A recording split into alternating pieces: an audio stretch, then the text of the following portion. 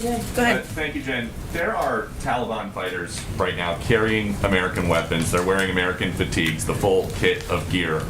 How is that advancing America's national security interests? Well, Peter, I think my colleague Jake Sullivan spoke to a version of this last week. But let me reiterate some of what he said.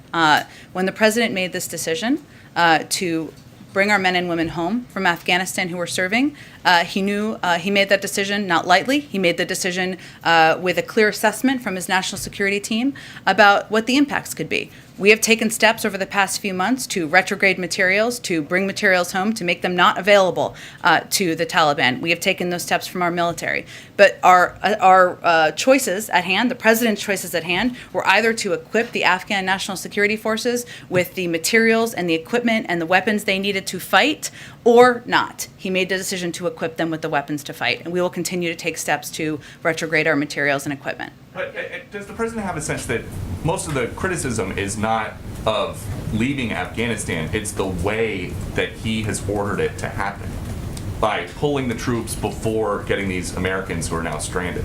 Does he have a sense of that? First of all, I think it's irresponsible to say Americans are stranded. They are not. We are committed to bringing Americans who want to come home. We are in touch with them via phone, via text, via email, via any way that we can possibly reach Americans to get them home if they want to return home. There are no Americans stranded is the White House's official position on what's happening in Afghanistan right now. I'm just calling you out for saying that we are stranding Americans in Afghanistan when we have been very clear that we are not leaving Americans who want to return home. We are going to bring them home, and I think that's important for the American public to hear and understand.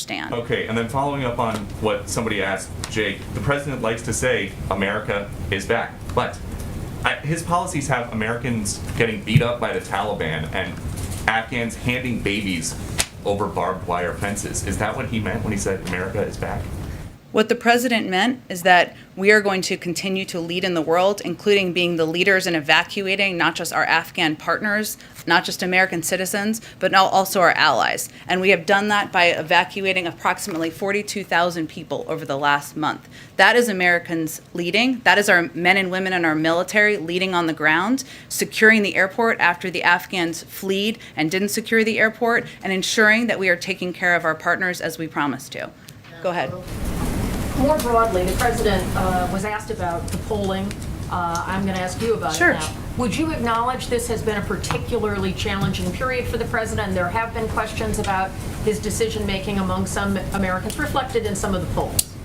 Well, I would say that, as the president said yesterday, but let me try to answer your question again, his focus right now is on taking the steps and making the decisions that he feels are in the interests of our national security and the American people. And that may mean that there are chaotic scenes. That may mean that there are people disapproving of his decisions. He understands that and accepts that. But he also believes, if you look at the work of his team, and I know this question was asked earlier, that the test of competence and of leadership is not about how you operate on your best day.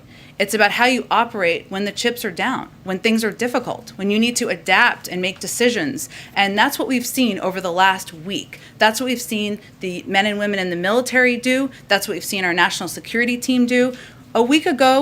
Just over a week ago, we didn't have control over the airport. Now we've evacuated 37,000 people. That is American leadership, and that is certainly competence of his team. But certainly we understand that people are seeing chaotic photos, but he continues to believe that this was a decision that only the commander-in-chief is able to make, and one he had to make for our own long-term national security interests.